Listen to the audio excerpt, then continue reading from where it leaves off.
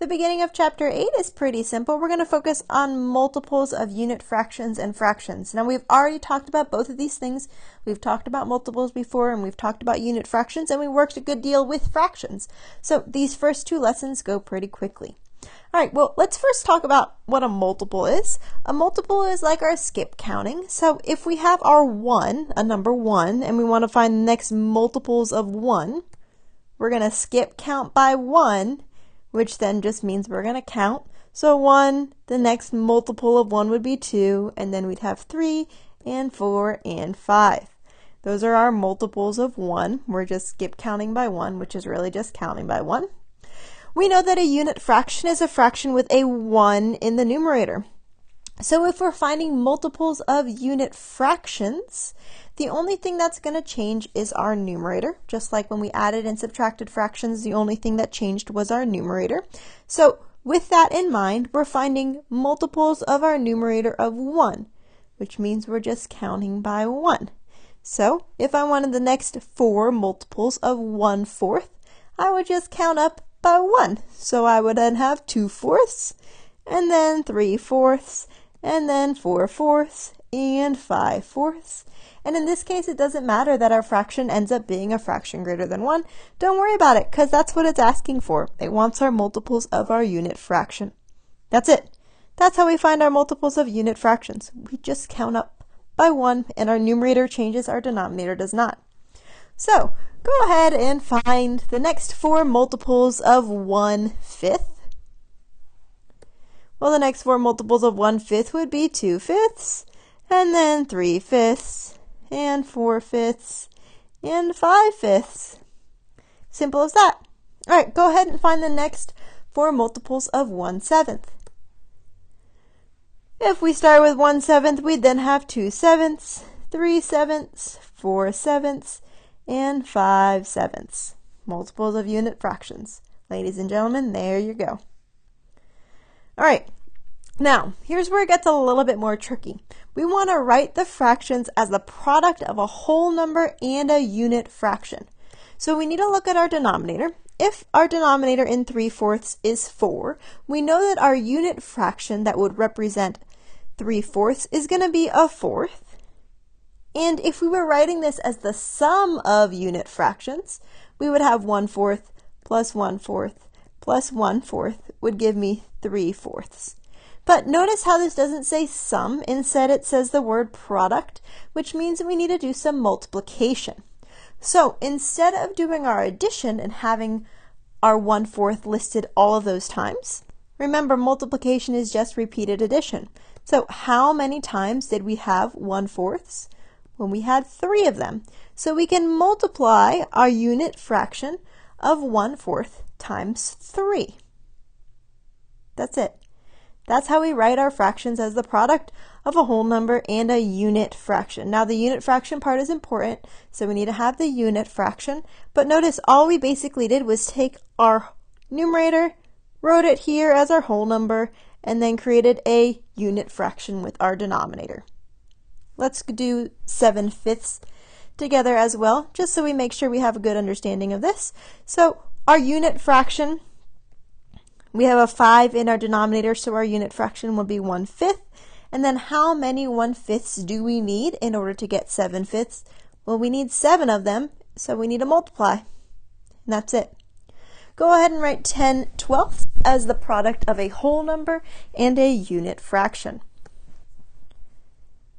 Our unit fraction would have a 12 in the denominator, and because it's a unit fraction, our 1 is called a unit.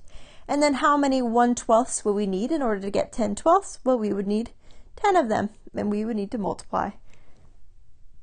And the last one on this page is we're going to write 4/100ths as the product of a whole number and a unit fraction.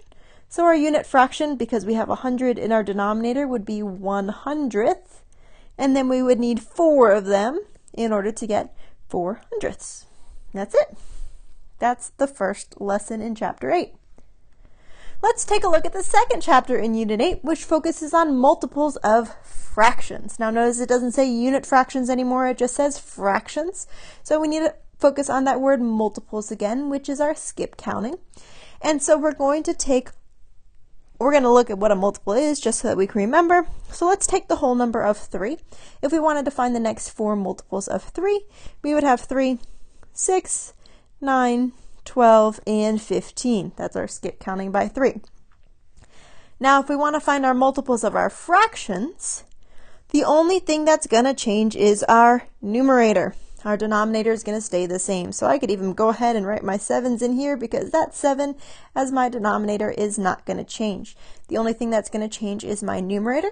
And so now, because I need to find the multiples of my fractions, I need to skip count by my numerator. So 2, 4 sevenths, 6 sevenths, 8 sevenths, 10 sevenths. And that's it. That's the multiples of my fractions. I'm skip counting by my numerator and my denominator staying the same. So go ahead and find the next 4 multiples of 5 twelfths.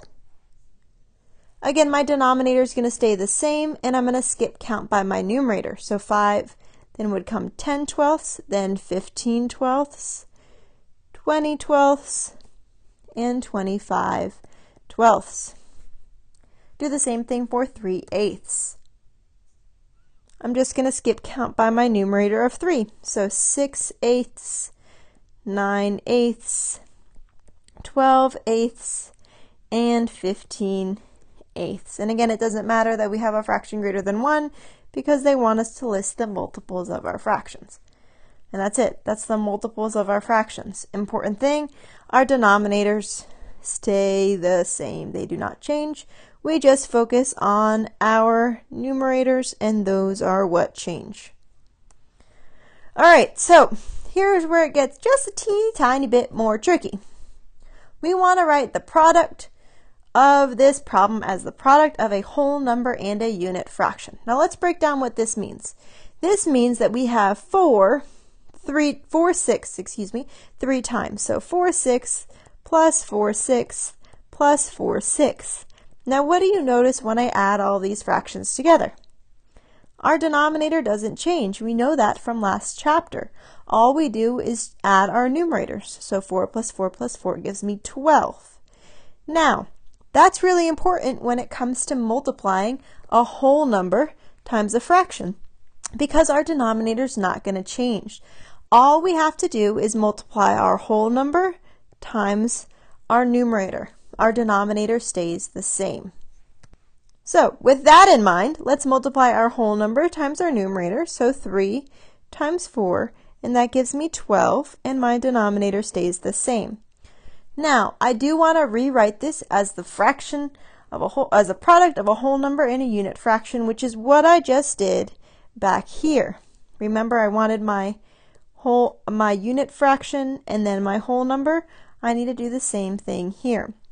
So if I'm rewriting 12/6 as the product of a whole number, and a unit fraction, I need to pull out my unit fraction, which would be 1/6. My denominator tells me my parts are going to be 6. And how many 1/6 do I have?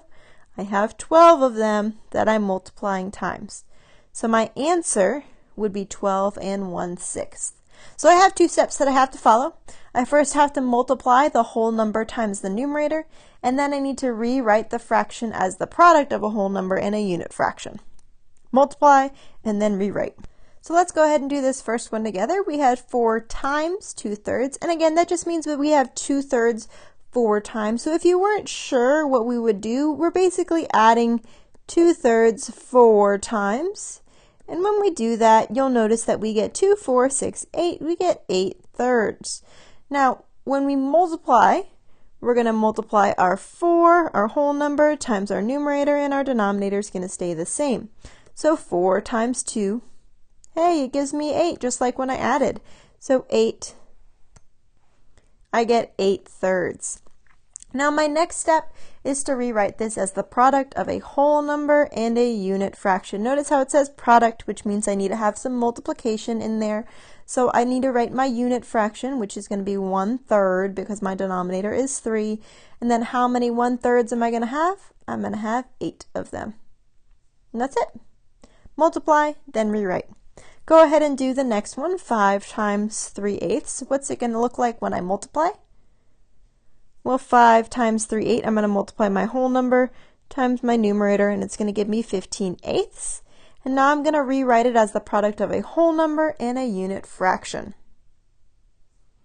My unit fraction is going to be 1/8, and how many 1/8 do I need to get 15/8? I need 15 of them.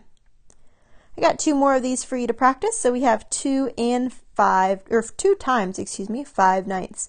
What is this going to look like as a product? So just go ahead and multiply. When I multiply, I get 10/9, and now I need to rewrite this as the product of a whole number and a unit fraction. My unit fraction is going to be 1/9 because my 9 is in my denominator, and then how many 1/9 do I need? I need 10 of them. And then the last one, go ahead and multiply. 7 times 4/12. 7 times 4 gives me 28, so I have 28/12. And if I rewrite this as the product of a whole number and a unit fraction, my unit fraction is going to be 1/12, and my whole number is going to be 28. So those are all the steps that we need. Let's take a look at some word problems in which we're actually going to use those steps. Our question says, so far Jacob has read 6/8 of his book. He has read the same number of pages each day for 6 days. What fraction of the book does Jacob read each day? So if he's read a total of 6/8 and he's done this over the course of 6 days, what fraction did he read each day? Go ahead and solve that problem. Well, because he has 6/8 that's being split into 6 equal pieces, it would make sense for him to read 1/8 each day. Notice how when we have all these 1/8 lined up and we add them all together, they're going to equal 6/8. We can use the strategy that we've just learned to rewrite this as the product of a whole number and a unit fraction. If we did that, we would get 6/8 is equal to 6 times 1/8. And notice how this 1/8 is the information that we need. And the 6 means he's done it for 6 days. So our answer would be, what fraction of the book did Jacob read each day? He read 1/8 of the book each day. Okay, so that's how this information can help us and these strategies can help us. Let's look at one more problem, and this one's a little bit more complicated, so we need to take a few steps to solve this one. Hadley wanted to bake 4 loaves of blueberry bread. She needed 3/4 cup of sugar for each loaf. Her measuring cup can only hold 1/4 cup of sugar. How many times will Hadley have to fill her measuring cup to make all 4 loaves of bread? She's making 4 loaves, and she needs 3/4 for each loaf. So that looks like a multiplication problem to me. 4 times 3/4. What is that product going to look like? What's 4 times 3/4 going to equal? Well, when we multiply 4 times 3/4, we're going to get 12/4. Let's go back into our problem because that was step number 1 to solving this problem. It then says her measuring cup can only hold 1/4 cup of sugar. How many times will she need to fill her measuring cup? So how many 1/4 are there in 12/4? So it looks like I need to take my 12/4 and turn it into the product of a whole number and a unit fraction. Go ahead and do that. If I'm writing this as the product of a whole number and a unit fraction, my unit fraction is going to be 1/4, which is exactly what I'm looking for because that's the amount of sugar that she can pour at once. And then how many of those is she going to need? She's going to need 12 of them. Notice how it says how many times will she fill her measuring cup? Well, she's going to fill it 12 times. And that's how writing these answers as a product of a whole number and a unit fraction can help us. All right, that's our lesson for today on multiples of fractions and unit fractions. See you tomorrow.